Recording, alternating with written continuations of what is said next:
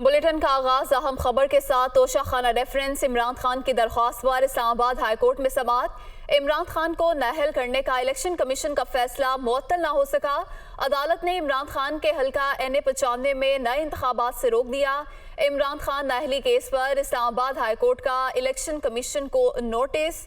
तोशा खाना रेफरेंस इमरान खान की दरख्वास्त पर इस्लामाबाद हाईकोर्ट में समाअत जारी है। इमरान खान को नाअहल करने का इलेक्शन कमीशन का फैसला मुअत्तल नहीं हो सका। अदालत ने इमरान खान के हल्का NA-95 में नए इंतखाबात से रोक दिया है और इमरान खान नाअहली केस पर इस्लामाबाद हाईकोर्ट ने इलेक्शन कमीशन को भी नोटिस जारी कर दिया है। तोशा खाना रेफरेंस में नाअहली के खिलाफ इमरान खान की दरख्वास्त पर इस्लामाबाद हाईकोर्ट में समाअत। PTI चेयरमैन के वकील बैरिस्टर अली जफर की जानिब से दलाइल दिए गए और आपको बताएं कि इलेक्शन कमीशन का फैसला मुअत्तल नहीं हो सका। अदालत ने हल्का NA-95 में नए इंतखाबात से रोक दिया है, जबकि इस्लामाबाद हाईकोर्ट ने इलेक्शन कमीशन को भी नोटिस जारी कर दिया है। तोशा खाना रेफरेंस के हवाले से नाअहली का फैसला चैलेंज किया गया था और इस्लामाबाद हाईकोर्ट में दरख्वास्त दायर की गई थी, जिस पर के रजिस्ट्रार ऑफिस की जानिब से भी कुछ एतराज़ात सामने आए थे और आज के रोज़ इसको समाअत के लिए मुकर्रर किया गया था। PTI चेयरमैन के वकील बैरिस्टर अली जफर की जानिब से दलाइल दिए गए।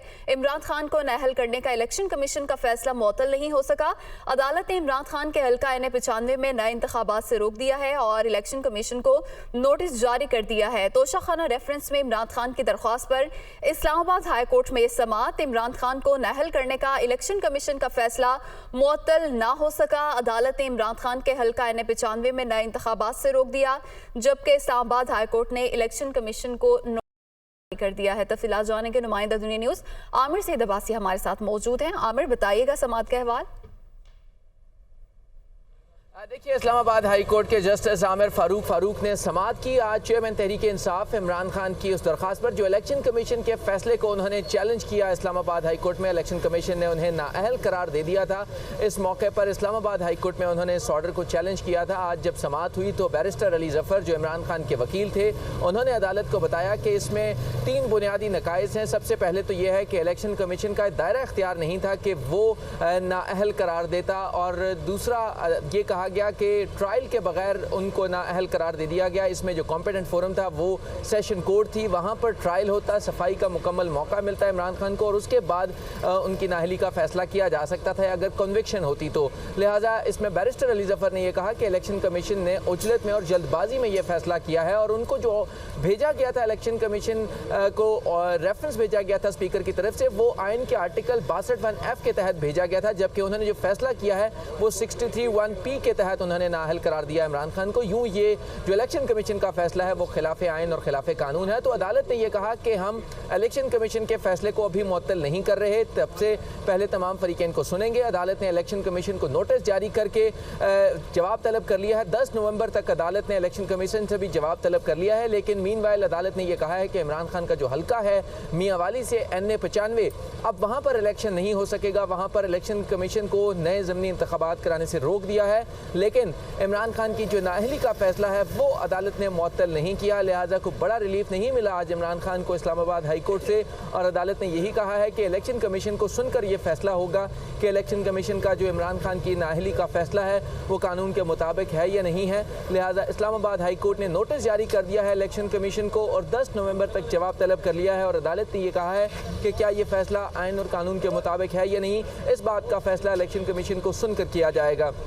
लिहाजा इमरान खान की इस्तदा कि इलेक्शन कमीशन के इस फैसले को फौरी मुअत्तल करके उन्हें अहल करार दिया जाए, ये फैसला इस्लामाबाद हाई कोर्ट ने आज इस्तदा मंजूर नहीं की। ताहम ये कहा कि 10 नवंबर को फैसला होगा, इलेक्शन कमीशन को सुनेंगे। अदालत की जानिब से रिमार्क्स दिए गए। 10 नवंबर तक इलेक्शन कमीशन से जवाब तलब। आमिर, बहुत शुक्रिया, आपने तफसीलात से आगाह किया। ममनुआ फंडिंग के की हाजिरी माफी की दरख्वास्त मंजूर। इस्लामाबाद बैंकिंग कोर्ट इमरान खान की अबूरी जमानत में 10 नवंबर तक तौसी कर दी गई है।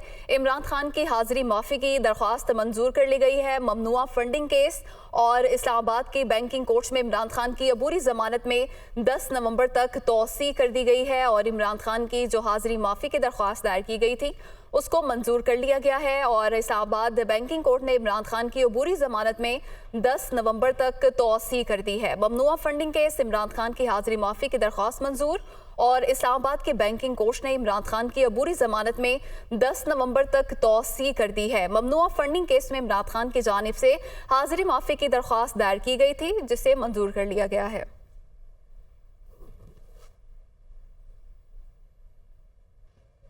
ज़िमनी इलेक्शन में इमरान खान की एक और कामयाबी, कुरम के हल्का NA 45 का मैदान मार लिया। गैर सरकारी और गैर खत्मी नताज के मुताबिक इमरान खान ने 20,748 वोट हासिल किए, जबकि PDM के मुश्तरका उम्मीदवार 12,718 वोट लेकर दूसरे नंबर पर रहे। इमरान खान ने मुखालिफ उम्मीदवार मलिक जमील खान को 8,030 वोटों से शिकस्त दी। कप्तान की जीत पर कारकुनों ने जश्न मनाया और मिठाइयाँ भी तकसीम की।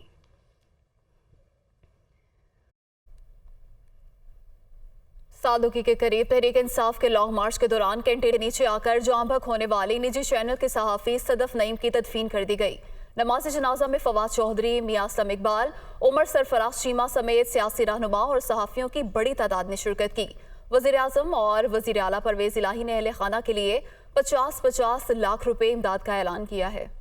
PTI के लॉन्ग मार्च के दौरान अफसोसनाक वाकया। सादोकी के करीब लॉन्ग मार्च की कवरेज के दौरान निजी चैनल की खातून रिपोर्टर कंटेनर के नीचे आकर जाँ बहक। सदफ नईम चेयरमैन PTI इमरान खान के इंटरव्यू के लिए कंटेनर पर चढ़ते हुए गिरकर टायर तले आ गईं। हादसे की इत्तला मिलते ही इमरान खान ने कंटेनर रुकवा दिया और नीचे जाकर जाए हादसा का जायजा लिया। फौरी तौर पर रेस्क्यू की टीम तलब की, अपने गार्ड्स को भी तिब्बी इमदाद की हिदायत की, लेकिन खातून रिपोर्टर जानबर न हो सकी। चेयरमैन PTI ने कंटेनर पर आकर लॉन्ग मार्च फौरी रोकने का ऐलान किया। इमरान खान का कहना था कि वो अंदोहनाक हादसे पर इंतहाई रंजीदा हैं। उनकी दुआएं और हमदर्दियां गमजदा खानदान के साथ हैं। मुझे बड़े अफसोस से कहना पड़ता है कि आज एक एक्सीडेंट की वजह से हमें ये पोस्टपोन करना पड़ा। उनकी फैमिली के लिए हम अल्लाह से दुआ करते हैं कि उनको हौसला दे और ताकत दे। ये जो ट्रेजेडी हुई है उनकी। वज़ीर आज़म शहबाज शरीफ ने खातून रिपोर्टर सदफ नईम की नागहानी मौत पर शदीद दुख और अफसोस का इजहार किया है। अपने ट्वीट में कहा, सदफ नईम एक मुतहरिक और मेहनती रिपोर्टर थीं। वज़ीर आज़म ने खातून रिपोर्टर के अहले खाना के लिए 50 लाख माली इमदाद का ऐलान किया। वज़ीर आला पंजाब ने भी इजहार अफसोस करते हुए कहा कि दुख की घड़ी में गमजदा खानदान के साथ हैं। परवेज़ इलाही ने भी सदफ नईम के वर्सा के लिए 50 लाख रुपए इमदाद का ऐलान किया। नायब सदर मुस्लिम लीग नून मरियम नवाज ने फर्ज की अदायगी के दौरान टीवी रिपोर्टर की कीमती जान के ज़िया पर दुख का इजहार किया। ट्वीट में कहा, अल्लाह ताला मरहुमा को जवारे रहमत में जगह अता करे। वज़ीर इत्तलात मरियम औरंगजेब ने लॉन्ग मार्च के मुंतज़मीन को हादसे का जिम्मेदार करार दे दिया। तो ये बच्ची अब इस दुनिया में नहीं रही। कंटेनर चलता रहा और वो उसके ऊपर से गुजर गया। हो जाती है ऊंच नीच, हमारे जलसों में भी हो जाती है, लेकिन इंतजाम पूरा करते हैं अपना। ये इंतजाम ज्यादा फोकस तो बंदूकों के इंतजाम पे है। इस लॉन्ग मार्च का, इस लॉन्ग ड्राइव का मतलब क्या है? वज़ीर दाखिला राना सनाउल्लाह ने भी अलमनाक वाक़े में खातून सहाफ़ी सदफ नईम के जाँ बहक होने पर अहले खाना से ताज़ियत का इजहार किया है। सहाफ़ी सदफ नईम को लाहौर के मियानी साहब कब्रिस्तान में सपुर्दे खाक कर दिया गया। नमाज जनाजा में सियासी समाजी शख्सियात और सहाफ़ियों की बड़ी तादाद ने शिरकत की। वफाकी वज़ीर दाखिला राना सनाउल्लाह ने पंजाब हुकूमत से सहाफ़ी सदफ की मौत की तहकीकात कराने का मुतालबा कर दिया। राना सनाउल्लाह ने अपने एक बयान में कहा कि मौके पर मौजूद सहाफ़ियों के इंकशाफात के बाद मामला मशकूक हो गया। जाँ बहक खातून रिपोर्टर के साथ ही सहाफ़ियों का बयान है कि सदफ को धक्का दिया गया था, जबकि धक्का देने वाले शख्स को गिरफ्तार किया जाए, कानून के तकाजे पूरे किए जाएं। वफाक वज़ीर दाखिला ने कहा कि अगर पंजाब हुकूमत ने अपने कानूनी और इंसानी जिम्मेदारी पूरी ना की तो वफाकी हुकूमत अपना कानूनी फ़र्ज अदा करेगी।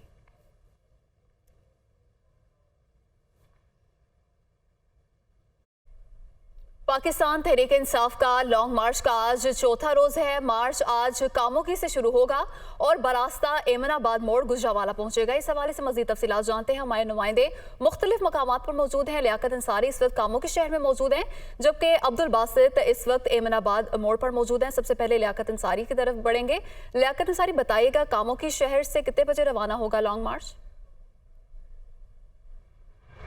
बिल्कुल जी, तहरीक इंसाफ के लॉन्ग मार्च का ये चौथा रोज़ है और आज लॉन्ग मार्च जो है वो कामोकी से शुरू होकर गुजरांवाला चांदा किला तक पहुंचेगा। अगर बात की जाए तो ये लॉन्ग मार्च का चौथा राउंड है। इमरान खान इसकी क़यादत करेंगे और इमरान खान जो है वो तकरीबन जो टाइम बताया गया है वो 11 बजे का बताया गया और कहा गया है कि कामोकी में इससे खिताब करने के बाद वो इस लॉन्ग मार्च की क़यादत करते हुए मोड़ एबनाबाद की तरफ बढ़ेंगे और मोड़ एबनाबाद से जो है फिर वो बिलाखिर आज गुजरांवाला पहुँचेंगे, जहाँ चांदा किला के मुकाम पर उनका शानदार इस्तकबाल किया जाएगा। अगर बात की जाए पीटीआई की तो पीटीआई चौथे रोज़ में दाखिल हो चुकी है। 3 रोज़ जो पहला रोज़ था वो लिबर्टी से दादा दरबार था, दूसरा रोज़ तो शादरा से फिरोजवाला तक था और तीसरा रोज़ तो मुरीद के से सादोकी के मुकाम तक था। सादोकी कल जब काफिला पहुंचा था तो उस वक्त खातून सहाफ़ी के साथ पेश आने वाले हादसे के पेश नज़र इस जो लॉन्ग मार्च को मौखर कर दिया गया था, मुलतवी कर दिया गया था आज के लिए और आज इमरान खान जमान पार्क से यहाँ पर पहुँचेंगे। अगर हम यहाँ पर बात बताएं कि अभी जो कामोकी में कुछ इस तरह के वाक़यात रूनुमा हो रहे हैं जिसमें पुलिस जो है वो अपने इख्तियारात से तजावज़ करती हुई नज़र आई है। थोड़ी देर पहले यहाँ पर पुलिस ने सहाफ़ियों पर तशद्दुद किया और DSNG लगाने के तनाज़े के मामले पर जो है वो निजी चैनल्स के रिपोर्टर और कैमरामैनों पर तशद्दुद किया, उनका कैमरा तोड़ दिया और पुलिस ने दावा बोलकर मीडिया पर जो है वो अपना एग्रेशन दिखाया और हालांकि उसकी कोई बात नहीं थी, सिर्फ DSNG लगाने का मामला था और डिसिप्लिन के साथ मीडिया ने एक लाइन में अपनी DSNG लगाई है। पुलिस की तरफ से जो तशद्दुद गया है उसके बाद पीटीआई की क़यादत से लॉन्ग मार्च आज रवाना होगा। लियाकत अंसारी साथ ही मौजूद रहिएगा। अब्दुल बासित मौजूद हैं अमीनाबाद मोड़ पर। अब्दुल बासित बताइएगा यहाँ पर क्या इंतजाम किए गए हैं, क्या कोई इस्तकबालिया कैंप लगाया गया है, कौन इस्तकबाल करेगा पीटीआई चेयरमैन का? जी बिल्कुल, पाकिस्तान तहरीक इंसाफ की जानिब से किया जाने वाला हकीकी आज़ादी मार्च का सिलसिला आज चौथे रोज़ कामोकी से शुरू होगा, जो अपने रास्तों से होता हुआ मोड़ एमनाबाद पहुंचेगा। यहाँ पे कारकुनान की जानिब से इस्तकबालिया कैंप भी लगाया गया है। गो के अभी काफ़ी टाइम है काफिले के यहाँ आने में, इस वजह से यहाँ पे भी कारकुनान की कोई तादाद यहाँ पे देखने में नहीं आ रही, लेकिन कैंप लगा दिया गया है। इंतजामात जो हैं वो किए जा रहे हैं, फ्लैक्सेस लगाई जा रही हैं और अगर यहाँ पे इंतज़ामिया की बात की जाए, पुलिस की बात की जाए तो उनकी जानिब से सिक्योरिटी ड्यूटी जो है वो भी सर अंजाम देना शुरू कर दी गई है। यहाँ पे जो तरबियत याफ्ता कुत्तों की मदद से यहाँ पे स्टेज और मुलिका जो मार्केट्स हैं, दुकानें हैं, गाड़ियाँ हैं, उनकी चेकिंग की जा रही है, स्निफिंग की जा रही है। इसके बाद अगर यहाँ पे जो मेन चौराहों और रोड्स की बात की जाए तो हर तरफ पार्टी कारकुनान की जानिब से फ्लैक्सेस लगा दिए गए हैं, झंडे लगा दिए गए हैं अपने कायद का और इस जो लॉन्ग मार्च का इस्तकबाल करने के लिए जो कारकुनान है वो पुरजोश हैं। और इसके साथ साथ अगर इस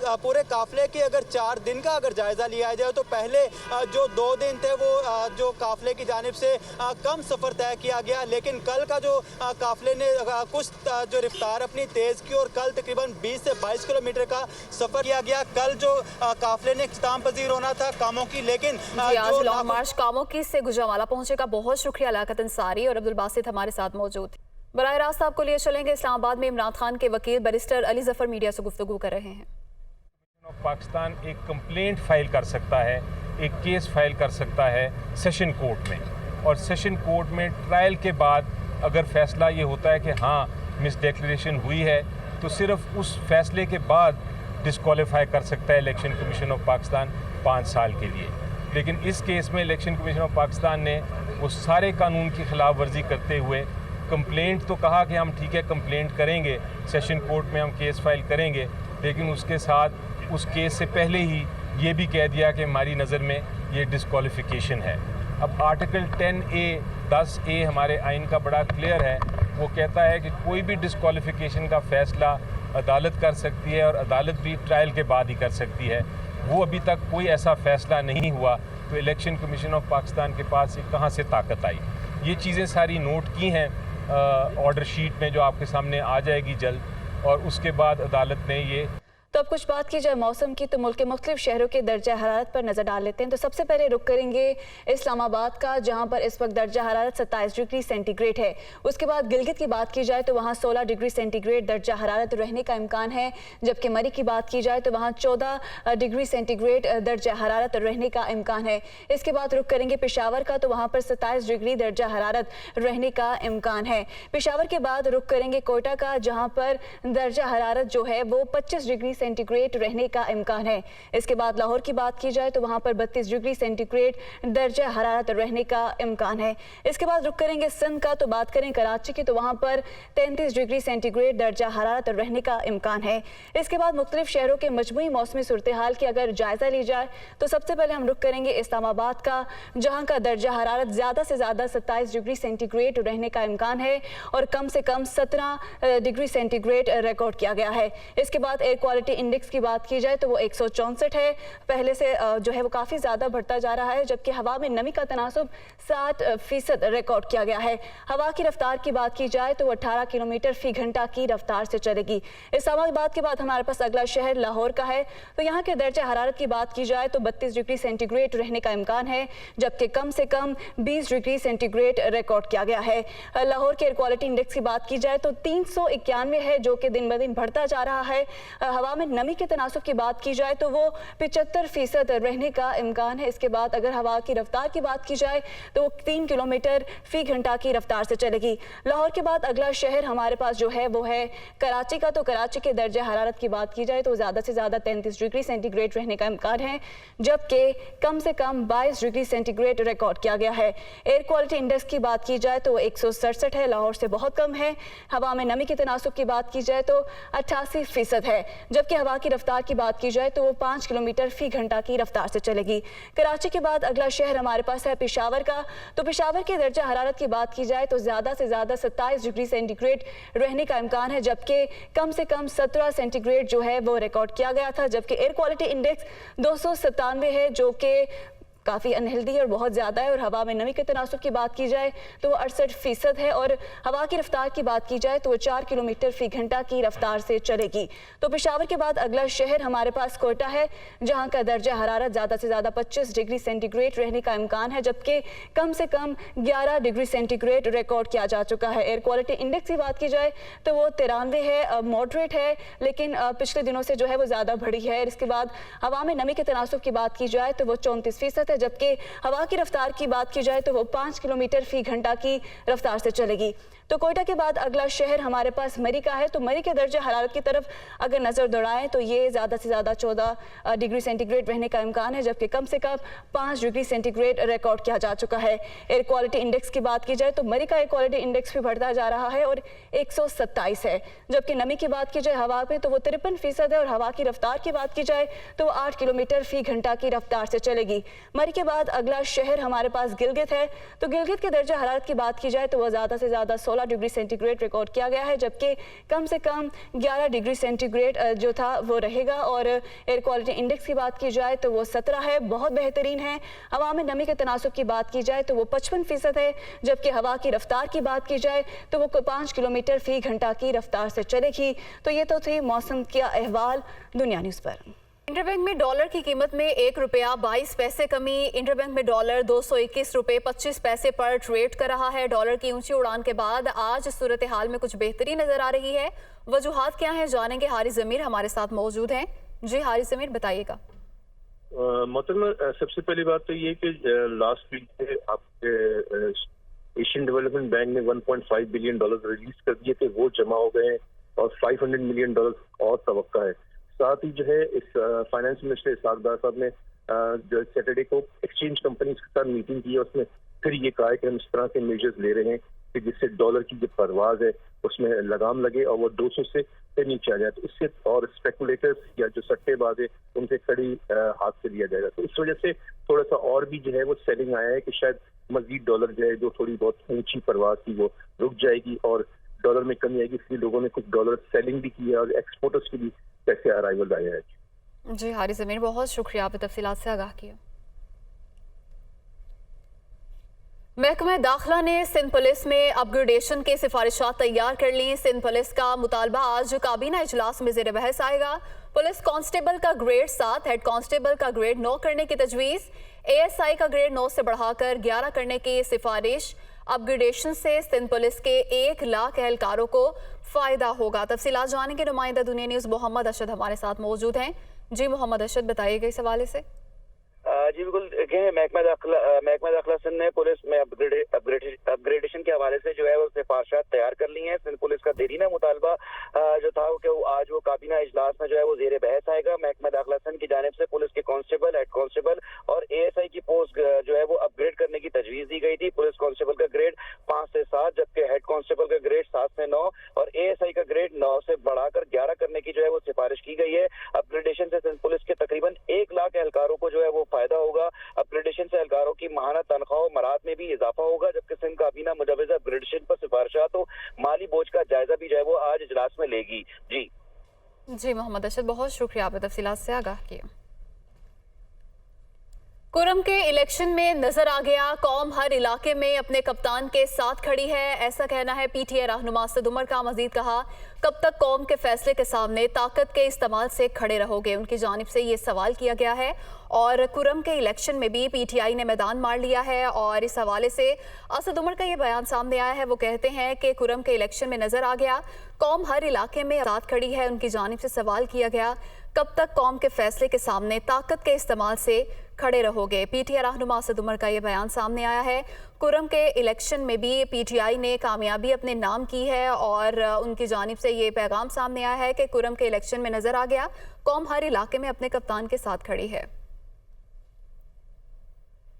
4 नवंबर को लॉन्ग मार्च जितनी देर चाहे पिंडी का मेहमान होगा, ऐसा कहना है शेख रशीद का। उन्होंने कहा कि दस्तूर एवेन्यू पर कंटेनर लगाने वाले हालात की संगीनी से नावाकिफ हैं। नवंबर तो अहम ही है ही, पहले 10 दिन भी कम नहीं। शेख रशीद का ये बयान सामने आया है। मजीद कहते हैं कि राना सनाउल्लाह ने अपना सियासी मुर्दा खराब कर लिया है, मिल बैठे इलेक्शन का फैसला करें वरना खेल खत्म, पैसा हजम। शेख रशीद का ये बयान सामने आया है। वो कहते हैं कि 4 नवंबर को लॉन्ग मार्च जितनी देर चाहे पिंडी का मेहमान होगा, दस्तूर एवेन्यू पर कंटेनर लगाने वाले हालात की संगीनी से नावाकिफ हैं। उन्होंने मजीद कहा कि नवंबर तो अहम है ही, पहले 10 दिन भी कम नहीं, मिल बैठे इलेक्शन का फैसला करने वरना खेल खत्म, पैसा हजम। लाहौर में रहनुमा तहरीक इंसाफ डॉक्टर यास्मीन राशिद मीडिया से गुफ्तगू कर रही हैं। उसका अल्लाह ताला उसको जन्नत फिरदौस में जगह दे और बहुत ऊंचा दर्जा दे। वजह यह है कि ये जो हकीकी आज़ादी की मार्च थी उसमें उसका जोश व खरोश देख देख के ना 2 दफ़ा वो आई, इमरान खान साहब के 2 दफ़ा उन्होंने इंटरव्यू भी किए और वो तीसरे दिन वो चाहती थी हर दिन मैं कुछ ना कुछ ज़रूर कप्तान से सुन के और बात करके आगे कन्वे करूं। तो अल्लाह ताला उसे गरीक रहमत करे, अल्लाह ताला उसके सारे ख़ानदान को सब्र जमील अता फरमाए और अल्लाह ताला उसके बच्चों को, उनके मियाँ को, सबको अल्लाह ताला सब्र दे। बहुत ज़्यादा बहुत शुक्रिया जी। लाहौर में रहनुमा तहरीक इंसाफ डॉक्टर यास्मीन राशिद मीडिया से गुफ्तगू कर रही थी और ख़ातून सहाफ़ी के हवाले से उन्होंने अफसोस का इजहार किया और कहा कि अल्लाह लवाहिकीन को सब्र जमील अता फरमाए। आगे बढ़ेंगे, आपको बताएं सिंध में 24 घंटों के दौरान डेंगू के 196 केसेस रिपोर्ट हुए हैं। डेंगू के 131 केसेस सिर्फ कराची से रिपोर्ट हुए। महकमा सेहत सिंध की जानिब से ये तफसीलात फराहम की गई हैं। डेंगू से अब तक सिंध में 55 अफराद जिंदगी की बाजी हार चुके। लाहौर में 24 घंटों के दौरान डेंगू के 146 मरीज रिपोर्ट हुए हैं। लाहौर से 46, मुल्तान से 36, गुजरांवाला से 26 केसेस रिपोर्ट हुए हैं। सिंध में 24 घंटों के दौरान डेंगू के 196 केसेस रिपोर्ट हुए हैं। महकमा सेहत सिंध के मुताबिक डेंगू के 131 केसेस सिर्फ कराची से रिपोर्ट हुए। डेंगू से अब तक सिंध में 55 अफराद जिंदगी की बाजी हार चुके हैं। लाहौर में 24 घंटों के दौरान डेंगू के 146 मरीज रिपोर्ट हुए।